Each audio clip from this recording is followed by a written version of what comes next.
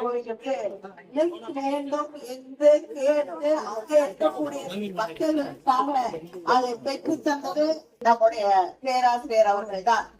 அது மட்டும் இல்லாமல் தொடர்ந்து சுற்றுச்சூழல் பாதுகாப்பதற்காக தொடர்ந்து முனைப்போடு எதிர்காலத்தில் இருக்கக்கூடிய நம்ம பிள்ளைங்க நிம்மதியாக ஆரோக்கியமாக வாழ வேண்டும் என்பதற்காக தொடர்ந்து எல்லா தருணங்களிலும் போராடி வந்து கொண்டிருக்கக்கூடிய ஒருவர் தான் நம்முடைய வேட்பாளர் பேராசிரியர் ஜவஹர்லால் அவர்கள்.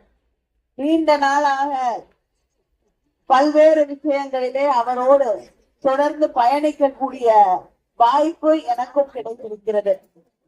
அப்படிப்பட்ட ஒரு அரசியல் தாண்டி இந்த சமூகத்தின் மீது அக்கறை இருக்கக்கூடிய ஒருவரைத்தான் அவருடைய வாழ்த்துக்களோடு நம்முடைய முதலமைச்சர் தளபதி அவர்கள் நமக்கு இங்கு வேட்பாளராக தந்திருக்கிறார்கள்.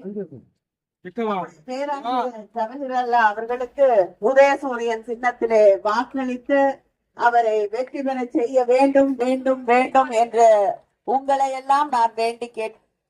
இங்கே இருக்கக்கூடிய மக்களை சந்தித்து ஒவ்வொரு தேர்தலிலும் நாம் வாக்கு கேட்கக்கூடிய அந்த சூழலிலே அது நம்முடைய முதலமைச்சராக இருந்த நம்முடைய தலைவர் கலைஞர் அவர்களாக இருக்கட்டும், நம்முடைய முதலமைச்சர் அண்ணன் தளபதி அவர்களாக இருக்கட்டும், மக்களை சந்தித்து வாக்கு கேட்கும் போது தலை நிமிர்ந்து உரிமையோடு பெருமையோடு மகிழ்ச்சியோடு வாக்கு கேட்கிறோம். காரணம், மக்களுக்கு கொடுத்திருக்கக்கூடிய வாக்குறுதிகளை நிறைவேற்றி தந்திருக்கிறோம் என்ற பெருமிதத்தோடு வாக்கு கேட்கிறோம். ஆனால் எதிரணியிலே இருக்கக்கூடியவர்கள் இன்று நம்மை பார்த்து வாக்கு கேட்கும் பொழுது தமிழ்நாட்டுக்கு தொடர்ந்து துரோகம் செய்து கொண்டிருக்கிறோம், மக்களுக்கு துரோகம் செய்து கொண்டிருக்கிறோம் என்பதை தவிர அவர்களுக்கு சொல்லிக் கொள்வதற்கு வேறு எதுவும் கிடையாது. ஒன்றிய அரசாங்கம் என்ன பண்ணுது? இங்க தமிழ்நாட்டுல நீங்க நெல்லுக்கு விவசாயிகளுக்கு ஊக்கத்தொகை அளிக்கிறீர்கள். அப்படி ஊக்கத்தொகை அளிப்பதால் தான் தமிழ்நாட்டுல நெல்லு நிறைய விளையுது. அதனால அந்த ஊக்கத்தொகை தருவதை, விவசாயிகளுக்கு தரக்கூடிய ஊக்கத்தொகையை நிறுத்தி கொள்ளுங்கள் என்று ஒரு ஒன்றிய அரசாங்கம் மாநில அரசாங்கத்துக்கு கடிதம் எழுதுதா? இதை விட வெட்கக்கேடானது ஏதாவது இருக்க முடியுமா? அந்த நெல்லை கொண்டு போய் பாதுகாப்பாக வைத்துக் கொள்வதற்கு ஏற்பாடுகளை செய்வதற்கு உங்களுக்கு வழி இல்லை, மனசு இல்லை. அதனால விவசாயிகள் நெல்ல விளைவிப்பதை குறைத்து கொள்ள வேண்டும். அதனால அவர்களுக்கு உறுதியாக நிற்கக்கூடிய, பக்கபலமாக இருக்கக்கூடிய நம்முடைய மாநில அரசு, நம்முடைய திராவிட மாடல் ஆட்சி அவங்களுக்கு கொடுக்கக்கூடிய ஊக்கத்தொகையை குறைத்து கொள்ள வேண்டும் என்பதை விட வெட்கக்கேடானது எதுவுமே இருக்க முடியாது. இதை தாண்டி ஒன்றிய அரசாங்கம் நேத்துல இருந்து ஒரு புது கதையை பரப்ப ஆரம்பிச்சிருக்காங்க. என்னன்னா, நம்முடைய கூட்டணி மதசார்பற்ற முற்போக்கு கூட்டணி பெண்களுக்கு எதிரானவர்கள். நான் பல முறை தொடர்ந்து மக்களை சந்திக்கும் போது பெருமையோடு சொல்லுவது, இந்த கடந்த 5 ஆண்டு கால ஆட்சி பெண்களுக்கான ஆட்சி. மகளிர் உரிமை தொகையிலிருந்து, விடியல் பயணத்திலிருந்து, புதுமை பெண் திட்டத்திலிருந்து எல்லாமே பெண்களுக்கு முக்கியத்துவம் தரக்கூடிய ஆட்சியாகத்தான் நம்ம ஆட்சி இருந்திருக்கிறது. அந்த நம்முடைய தமிழ்நாட்டுலதான் இன்னைக்கு உள்ளாட்சி தேர்தல்கள்ல 50% பெண்களுக்கு இடஒதுக்கீடு தந்திருக்கக்கூடிய மாநிலங்கள்ல நம்ம மாநிலம் தான் இருக்கு. அதை தாண்டி பெண்களுக்கு சொத்துல சம உரிமை என்ற நிலையை கொண்டு வந்தது தலைவர் கலைஞர் அவர்கள். நம்மை பார்த்து தொடர்ந்து காலம் காலமாக பெண்களுக்கு நாடாளுமன்றத்திலையும் சட்டமன்றத்திலையும் இடஒதுக்கீடு 33% கொடுக்க வேண்டும் என்று போராடிய தலைவர் கலைஞர் அவர்கள். அவர் வழியிலே தொடர்ந்து அதற்காக குரல் எழுப்பி கொண்டிருக்கக்கூடிய முதலமைச்சர் நம்முடைய முதலமைச்சர் அண்ணன் தளபதி அவர்கள். இங்க இருந்து மகளிர் அணியை டெல்லி வரைக்கும் கூட்டிட்டு போய் அங்கே போராடி இருக்கிறோம். நூற்றுக்கணக்கான ஆயிரக்கணக்கான மகளிர் அணி திராவிட முன்னேற்ற கழகத்தில் இருக்கக்கூடிய நம்முடைய சகோதரிகளை எல்லாம் டெல்லிக்கு கூட்டிட்டு போய் அங்கே நாம் மகளிருக்கான இடஒதுக்கீடு வேண்டும் என்று போராடி இருக்கக்கூடிய இயக்கம் திராவிட முன்னேற்ற கழகம். நம்ம பார்த்து பிஜேபியும் அவர்களுக்கு கை கட்டி அடிமையாக கட்சியையும் கொண்டு போய் அடகு வைத்திருக்கக்கூடிய எடப்பாடி பழனிசாமியும் நம்மளை பார்த்து பெண்களுடைய மசோதாவை தோக்கடிச்சிட்டாங்க அப்படின்னு ஒரு பொய்யை சொல்லிக் கொண்டிருக்கிறார்கள். கொண்டு வரப்பட்டது நாடாளுமன்றத்திலே கொண்டு வரப்பட்டது மகளிருக்கான மசோதா இல்லை. மகளிருக்கான மசோதா அப்படிங்கிற போர்வையில நம்ம ஊர் பக்கம் சொல்லுவாங்கல்ல, உள்ள நரி வெளியில ஆட்டு தோல் இல்லையா? தோல் மகளிர் மசோதா எடுத்து பார்த்தா உள்ள ஒரு பெரிய நரி இருக்கு. அது என்ன நரி?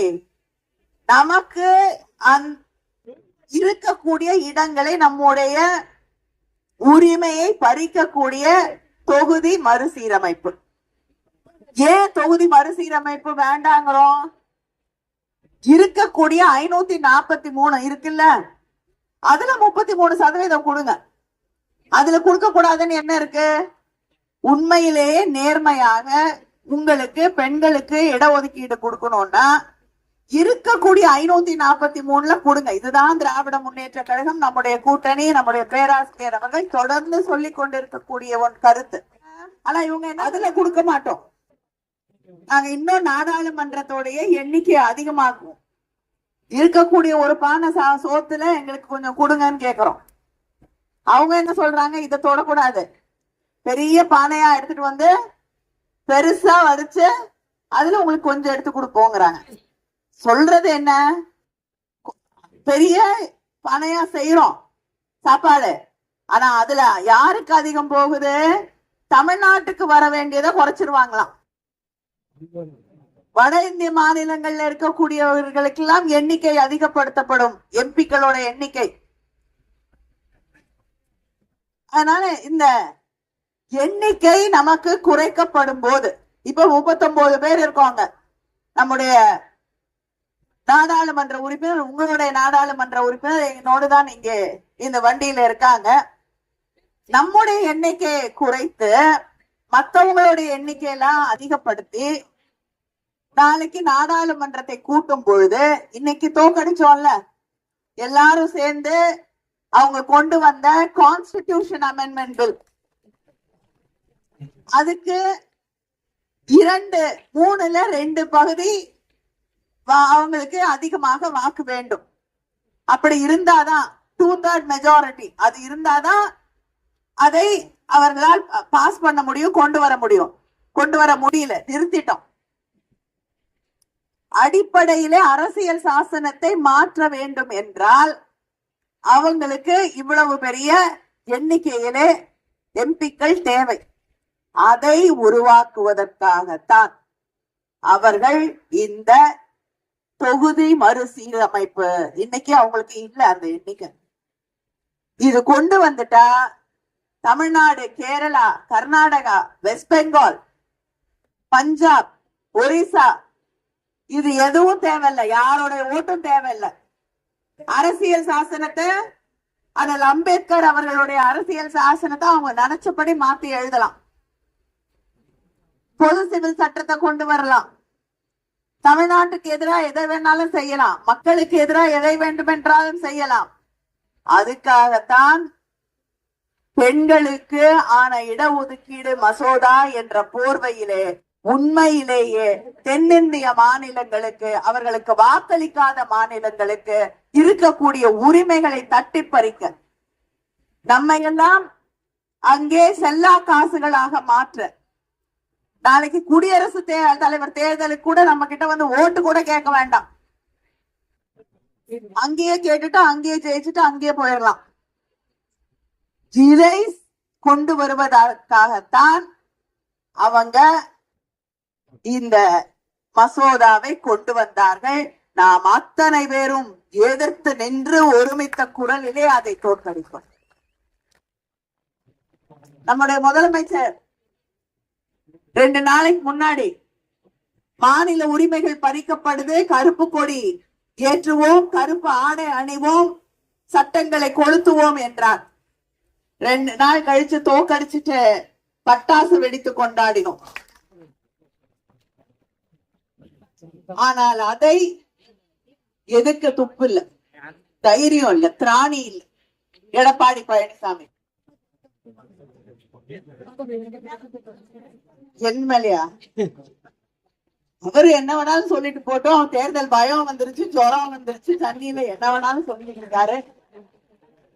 என் மேல சொல்றாரு, முதலமைச்சர் மேல சொல்றாரு, என்னென்னவோ பேசிட்டு இருக்காரு. அவருக்கே மறந்துருச்சு எதிர்கட்சி தலைவரா இருக்கும், ஒரு மரியாதையா பேசணுங்கிறதெல்லாம் அவருக்கு தெரியாம போயிருச்சு. அவரை பத்தி பேசி டைம் வேஸ்ட் பண்ணி பிரயோஜனமே இல்லை. ஏன்னா தமிழ்நாட்டுக்கு துரோகம் செய்து கொண்டிருக்கக்கூடிய ஒருவர் தான் அவர். தமிழ்நாட்டோட உரிமை பறிக்கப்படுது. எந்த குரல்ல பிஜேபி பேசுதோ அதே விஷயத்த திரும்பி சொல்லக்கூடிய ஒருவர் தான் எடப்பாடி பழனிசாமி. அதனால அந்த தமிழ்நாட்டுக்கு எதிரான கூட்டத்திற்கு இந்த தேர்தலிலே நாம் சரியான பாடத்தை சொல்லித்தர வேண்டும். முக்கியமா தமிழ்நாட்டில் இருக்கக்கூடிய நம்முடைய சகோதரிகள், அவர்களுக்கு சரியான பாடத்தை சொல்லித்தர வேண்டும். எங்களுக்கு இடஒதுக்கீடுன்னு சொல்லிட்டு தமிழ்நாட்டை நாசமாக்க, தமிழ்நாட்டுடைய உரிமைகளை பறிக்க நினைத்தால் உனக்கு இங்க இடமே கிடையாது என்று ஓட விரட்ட வேண்டிய நேரம் வந்து விட்டது. அதை நிச்சயமாக இந்த தேர்தலிலே செய்து காட்டுவோம் என்று சூழலை எடுப்போம். இந்த தேர்தலிலே நம்முடைய முதலமைச்சர் அவர்கள் இந்த பகுதியிலே இருக்கக்கூடிய மக்களுக்காக எத்தனையோ திட்டங்களை அறிவித்திருக்கிறார்கள். அதற்கு முன்னால் நம்முடைய ஆட்சியிலே விவசாய மக்களுக்காக செய்திருக்கக்கூடிய சில முதல்ல விவசாயிகளுக்காக இலவச மின்சார திட்டத்தை கொண்டு வந்தது நம்முடைய முதலமைச்சராக இருந்த தலைவர் கலைஞர் அவர்கள் தான். கடந்த ஆட்சியிலே ஒருங்கிணைந்த வேளாண் வளர்ச்சி திட்டத்தை கொண்டு வந்தது நம்முடைய முதலமைச்சர் அண்ணன் தளபதி அவர்கள். இந்த திட்டத்தால பல கிராம ஊராட்சிகள்ல ரூபாய் 786 கோடியில 47,285 ஏக்கர் தரிசு நிலங்கள் மீண்டும் சாகுபடிக்கு கொண்டு வரப்பட்டிருக்கிறது. இதுல 51 லட்சம் பயனாளிகள் இதனால் பயன்பெற்றிருக்கிறார்கள். 213 ஒழுங்குமுறை விற்பனை கூடங்கள் தேசிய வேளாண் சந்தை தளத்துடன் இணைக்கப்பட்டு அதன் மூலமாக 6,636 கோடி மதிப்பிலான விளைபொருள் வர்த்தகம் நடைபெற்று 19 லட்சம் விவசாயிகள் இதனால் பயனடைந்துள்ளனர். வேளாண் துறையை இயந்திரமயமாக்க நம்முடைய ஆட்சியில கிட்டத்தட்ட 500 கோடி 62,000 விவசாயிகள் பயன்பெறக்கூடிய வகையில இயந்திரங்கள் நம்முடைய ஆட்சியில விவசாயிகளுக்கு பயன்படக்கூடிய வகையில அதை வாடகைக்கு விட்டு இன்னைக்கு எத்தனையோ ஆயிரக்கணக்கான விவசாயிகள் அதனால் பயனடைந்திருக்கிறார்கள். பாசன ஏரிகளை சீரமைத்திருக்கிறோம். நம்முடைய முதலமைச்சர் அவர்கள் பாசன வசதிகளை மேம்படுத்த வேண்டும் என 2021 ஆட்சி பொறுப்பேற்ற பின் உத்தரவிட்டார்கள். அதன்படி 27 மாவட்டங்கள்ல 917 ஏரிகள் 1,212 கோடி மதிப்பீட்டில சீரமைக்கப்பட்டிருக்கிறது. இந்த நாகப்பட்டினம் தொகுதியில மட்டும் நாகை நகர பகுதியில சுமார் 9 கோடி மதிப்பில புதிய தோழி விடுதி கட்டப்பட்டிருக்கிறது. நாகூர் பேருந்து நிலையத்துக்கு அருகிலே யாத்திரிகள் தங்கும் விடுதி கட்டப்பட்டிருக்கிறது. நாகூர் கடற்கரையில நாகூர் ஹனீஃபா அவர்களின் பெயரில நெய்தல் பூங்கா அமைக்கப்பட்டது. சுமார் 18 ஆண்டுகளுக்கு பின்னர் சிக்கல் சிங்காரவேலர் திருக்கோயில் கும்பாபிஷேகம் திமுக ஆட்சியில தான் நடைபெற்றது. அக்கரை குளம் பகுதியில புதிய பாலம் அமைக்கப்பட்டிருக்கிறது. 12 கோடி மதிப்புல காடாம்பாடி மற்றும் பப்ளிக் ஆபீஸ் ரோட் பகுதிகளில மழை நீர் வடிகால் அமைக்கப்பட்டுள்ளது. மீனவர்களுக்கு நம்முடைய ஆட்சியில நம்முடைய முதலமைச்சர் அவர்கள் தந்திருக்கக்கூடிய அடுத்த இன்னும் ஒரு மாசத்துல நம்முடைய ஆட்சி வந்துவிடும். வாக்குறுதி தந்திருக்கிறார்கள். மீன்பிடி தடைகால நிவாரணம் 8000 12,000 உயர்த்தி வழங்கப்படும். மீன்பிடி குறைவு கால நிவாரணம் 6000 9,000 உயர்த்தி வழங்கப்படும். கடலோர நீர்வாழ் உயிரின வளர்ப்பு மண்டலங்கள் அக்வா ஜோன்ஸ் உருவாக்கப்பட்டு அதன் மூலம் மீன் உற்பத்தி அதிகரிக்கப்படும். மீனவ பெண்களின் வாழ்வாதாரத்தை மேம்படுத்த முக்கிய நகரங்களிலே நவீன மீன் விற்பனை அங்காடிகள் உருவாக்கி தரப்படும். அது மட்டும் இல்லாம நீண்ட நாளாக இருக்கக்கூடிய மீனவ சகோதரிகளுடைய கோரிக்கை, அவர்களுக்காக தனியாக அட்டை வேணும், அடையாள அட்டைகள் வழங்கப்பட வேண்டும் என்று கேட்டிருக்கிறார்கள். அதுவும் நம்முடைய ஆட்சி வந்தவுடன் செய்து தரப்படும். இது மட்டும் இல்லாம நம்முடைய முதலமைச்சர் அவர்கள் தேர்தல் நேரத்துல மக்களுக்கான எத்தனையோ வாக்குறுதிகளை வழங்கி இருக்கிறார்கள். 1000 ரூபாய் 1,31,00,000 சகோதரிகள் மகளிர் உரிமை தொகையை பெற்றுக் கொண்டிருக்கிறார்கள். அடுத்த ஆட்சியில, அடுத்த திராவிட மாடல் ஆட்சியில அது 2000 உயர்த்தி வழங்கப்படும். கல்லூரியில படிக்கக்கூடிய நம்முடைய பேராசிரியர் அவர்களுக்கு நிச்சயமா இது ரொம்ப பிடித்த திட்டமாக இருக்கும். மகிழ்ச்சியோடு தலையாட்டுகிறார். ஏன்னா கல்வியில அவருக்கு அவ்வளவு ஆர்வம், அதுவும் பெண் கல்வி என்றால் அதில் இன்னும் அக்கறை செலுத்தக்கூடிய வேட்பாளர் நம்முடைய வேட்பாளர் அவர்கள். அதனால கல்லூரியில படிக்கக்கூடிய நம்ம பிள்ளைங்களுக்கு புதுமை பெண் தமிழ் புதல்வன் என்ற திட்டங்களின் வழியாக 1000 ரூபாய் வழங்கப்படுகிறது. அடுத்த ஆட்சிக்கு வந்த உடனே அது 1500 உயர்த்தி வழங்கப்படும்.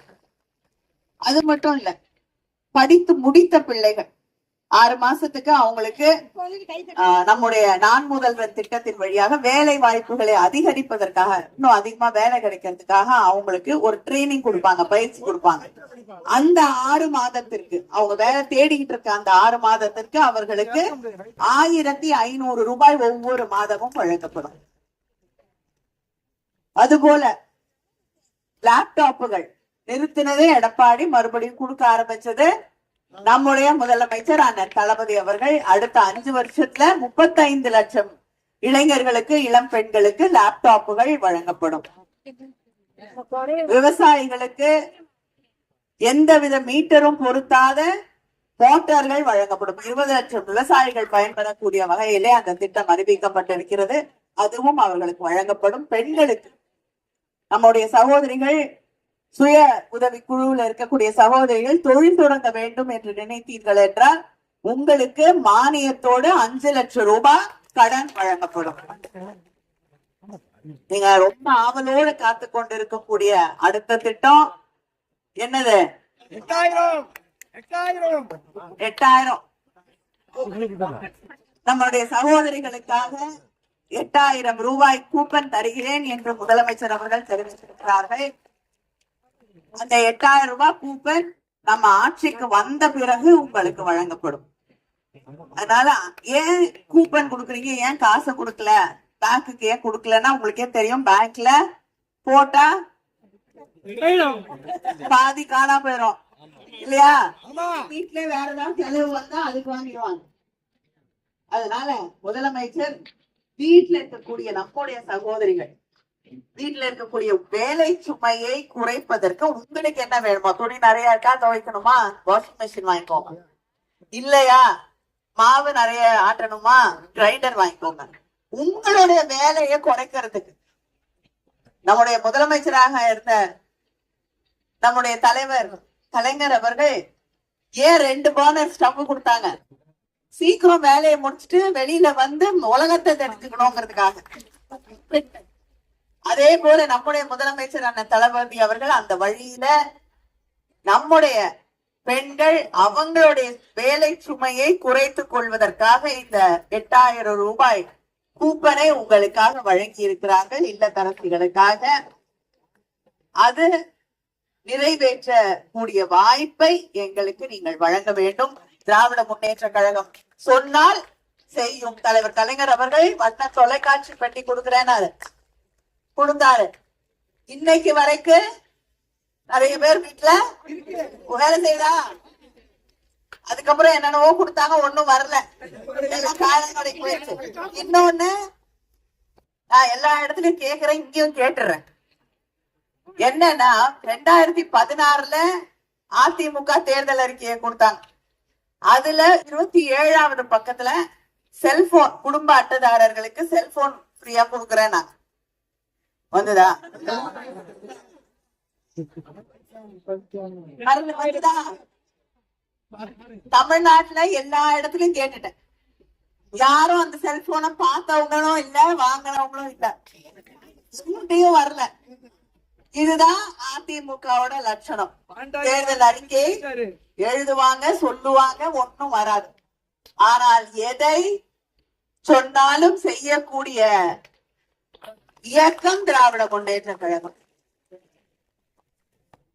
இங்க சொன்னீங்க அது டபுள் என்ஜின், அது ட்ரபிள் என்ஜின், அது ஒண்ணும் வேலை செய்யாது.